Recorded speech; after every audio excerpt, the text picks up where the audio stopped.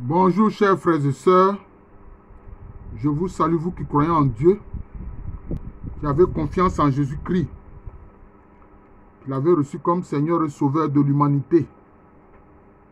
Pas comme un blanc, non, mais comme le Sauveur et le Rédempteur de l'humanité, qui était juif et non caucasien européen.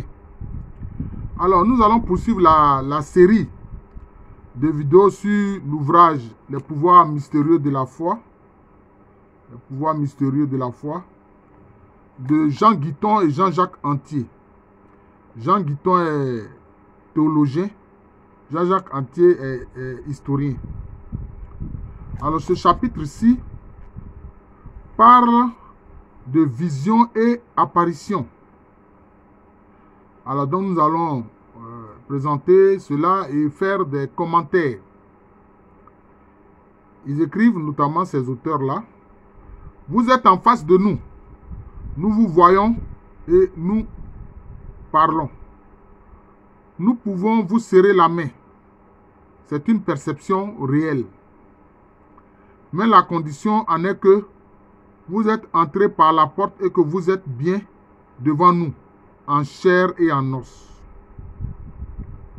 Tout autre est la vision, l'apparition. On est en présence de la même représentation avec ses couleurs, son volume, éventuellement sa voix. Mais l'apparition n'est pas arrivée par les moyens physiques. Ce peut être un défunt ordinaire, un parent, ou extraordinaire, le Christ, la Vierge, ou une entité surnaturelle, ange, démon. Elle est donc hors du temps et de l'espace, dans lesquels elle semble se manifester provisoirement. Est-ce ou non une réalité? Ainsi se trouve posé le clivage fondamental entre croyants qui ne sont pas nécessairement religieux et sceptiques rationalistes, pour lesquels l'apparition n'a non seulement aucune consistance, mais encore aucune réalité. Bon, ça c'est ce que les mécréants disent. Pour les premiers, l'apparition est la manifestation d'une entité extérieure bien réelle. Pour les autres, c'est une hallucination, une production imaginaire de votre esprit, un état morbide dans lequel le sujet perçoit une sensation sans qu'elle soit provoquée par un objet réel.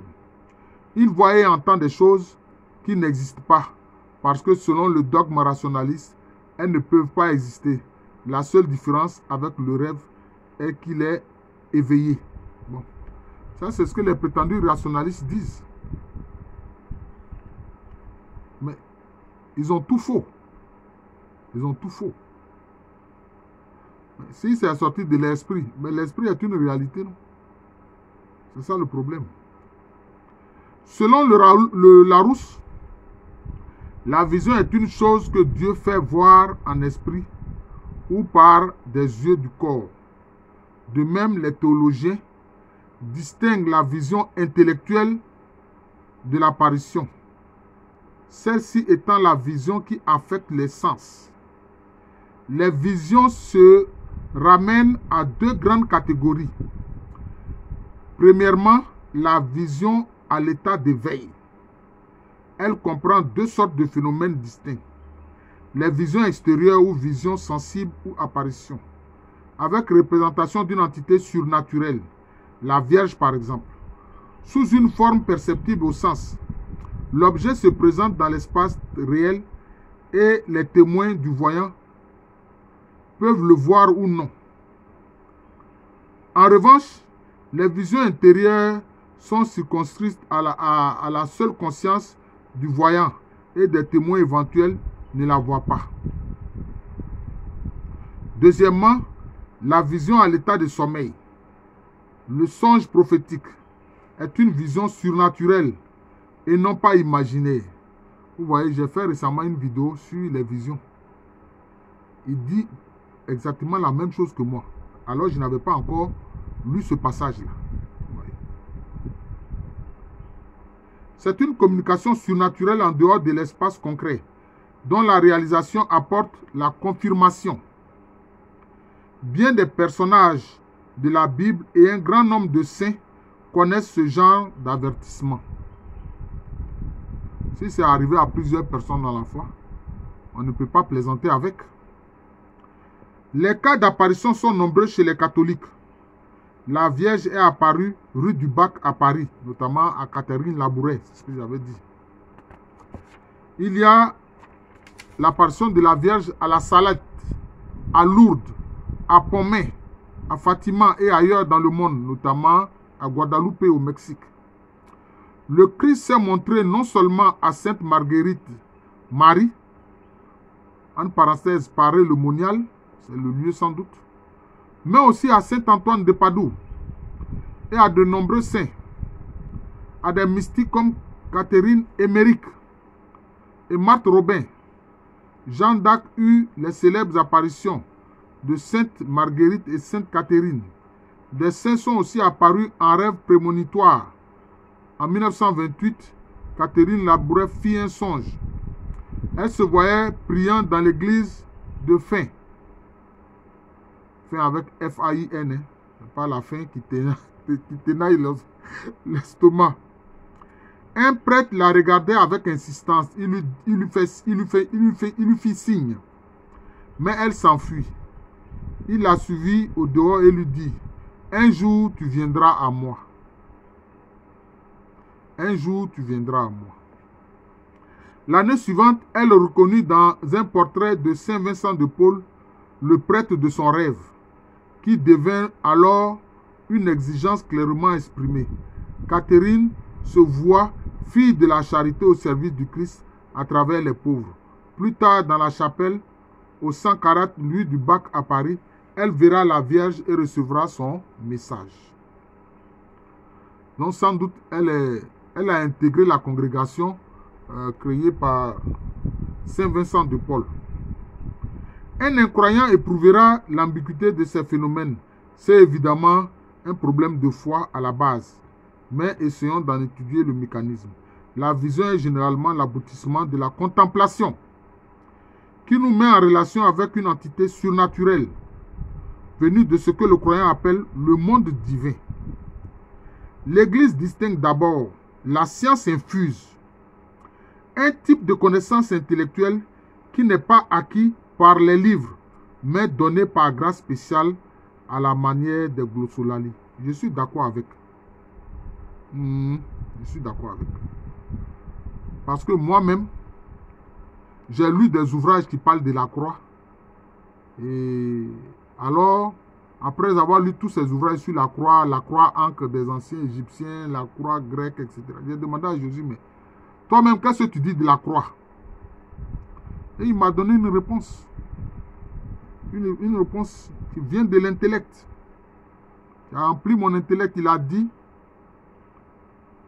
la croix, c'est le symbole de l'être humain. Et comme je me suis fait homme, excepté le péché, la croix, quand tu es debout là, mon enfant, c'est le côté vertical de la croix. Quand tu vas te coucher la nuit pour dormir là, c'est le côté horizontal. Les deux mouvements forment la croix. C'est l'être humain qui fait ces mouvements-là. Donc, le mouvement de la vie quotidienne de l'être humain forme la croix. La station debout, la station couchée. Ça, c'est Jésus-Christ qui m'a enseigné ça. Ce n'est pas quelqu'un d'autre. Voilà. Le Seigneur même qui m'a enseigné ça. Avec le songe prophétique, souvent rapporté par la Bible, on entre dans une première catégorie de vision surnaturelle.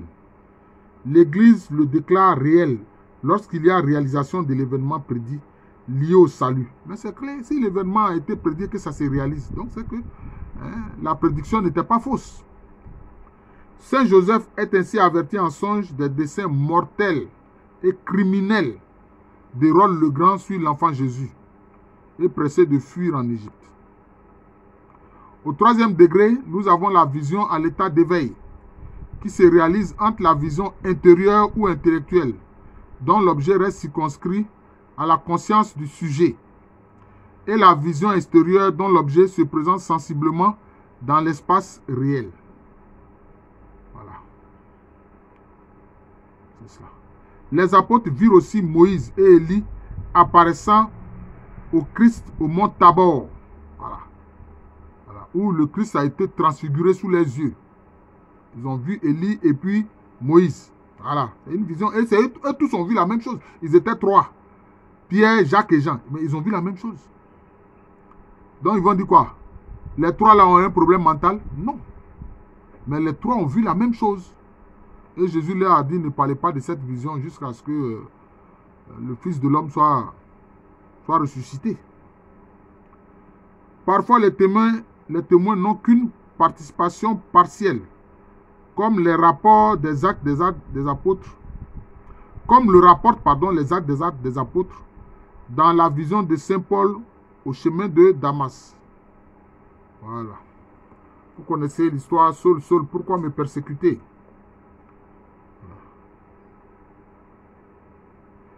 La vision intérieure est fréquente chez les mystiques. Dans sa biographie de Saint Ignace de Loyola, Luis González da Camara écrit: il avait des visions. Il voyait tantôt Dieu le Père, tantôt les 3 personnes, tantôt la Madone, c'est-à-dire la Vierge Marie. Saint Marguerite Marie vit Saint François revêtu de lumière et splendeur incompréhensible et élevé à un très haut degré de gloire au-dessus des autres saints, à cause de la conformité qu'il a eue à la vie souffrante de notre Seigneur et divin Sauveur. Puis elle vit le Christ qui lui donna son cœur, après quoi elle demeura plusieurs heures comme embrasée et enivrée. Voilà. C'est l'autobiographie de Sainte Marguerite Marie. Voilà. Dans beaucoup de cas, on peut s'interroger sur la signification de ces visions, qui ne sont pas toujours données à des mystiques ou à des saints. Les mages qui voient l'étoile, Tobie guidé par l'ange Raphaël, Saul apostrophé par le Christ qu'il persécute. Il s'agirait alors d'un signe de la divinité à la créature parfois rebelle. En revanche, la vision du mystique prend une autre signification, celle de l'union. À ce 3e degré, la vision intuitive ou béatifique donnée par Dieu est une vue immédiate de son essence. C'est ça. L'extase est souvent associée à la vision. Mais l'extase dépasse la vision. Ah, c'est ça. Car, dit Ivan Gobry, la vision indique qu'on connaît à distance le monde surnaturel. L'extase signifie qu'on y est. Et cette identité à Dieu peut aller dans le domaine sensible, jusqu'à la stigmatation, visible ou non, comme on l'a vu pour Saint François d'Assise, Sainte Catherine de Sienne, et plus près de nous, Marthe Robin et le Padre Pio. Là, dépassant la vision, le mystique vit de la vie même de Dieu, qui est une vie d'amour. Voilà. Je vais m'arrêter là. Donc, vous voyez que là, les 2 auteurs présentent un élément important sur les visions et les apparitions. Voilà.